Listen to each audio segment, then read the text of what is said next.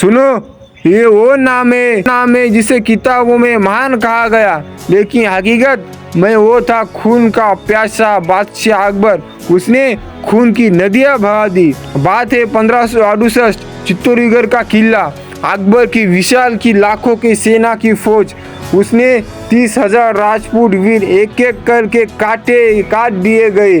धरती रक्त से लाल हो गई, खून की नदियां बह गई, आसमान की बिजली लाल हो गई, आसमान की चीखें निकलने लगी, आसमान तक चीखों से भर गया। महिला अपने बच्चों को गोद में लेकर जोर की आग में कूद पड़ी। महिला अपनी आग में जोर की आग में जलने लगी। इतिहास की किताबें इसे फतह कहती है, लेकिन पूछो उस मिट्टी से, क्या ये महानता थी या अकबर की शैतानियत? अकबर की हकीकत समझने हो तो उसके दो चेहरे देखो। पहला चेहरा खूनी अकबर।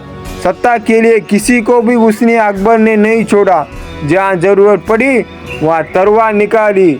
चित्तौड़गढ़ ही नहीं, सैकड़ों युद्ध, लाशों के ढेर पर उन्होंने अपना साम्राज्य खड़ा किया। अकबर ने राजपूतों को हराने के लिए, फिर उनके जख्मों पर नमक छिड़कने के लिए उसने राजनीति शादियाँ की।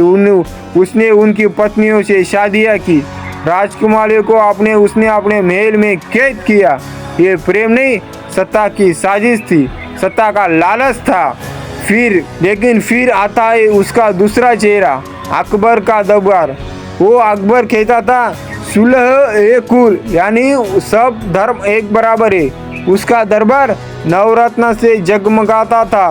बीरबल की चतुराई, तानसेन का संगीत, टोलमन की नीतियाँ, फतेहपुर सिकली की दीवारें गवाही देती है कि अकबर सिर्फ तलवार का नहीं, कला और संस्कृत का भी एक खिलाड़ी था।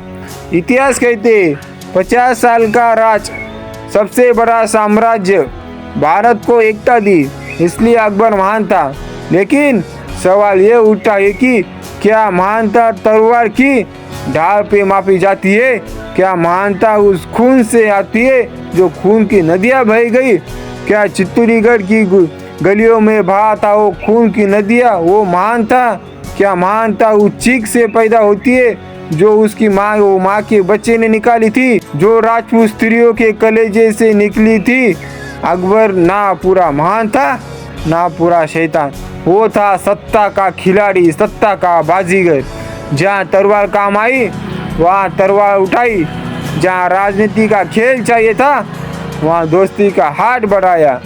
वो कभी शेर बना, कभी साधु का नकाब ओढ़ा।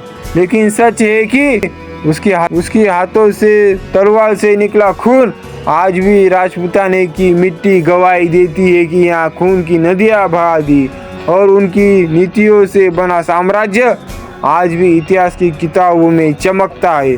तो अब सवाल तुमसे कि अकबर सचमुच महान था या फिर वो शैतान जिससे इतिहास ने छूट का ताज पहनाकर हमेशा के लिए उसे अमर कर दिया? इस बारे में आपकी राय क्या है? नीचे कमेंट में लिखना मत भूलना। अकबर महान था या शैतान? कमेंट में मुझे इसका आंसर ज़रूर देना।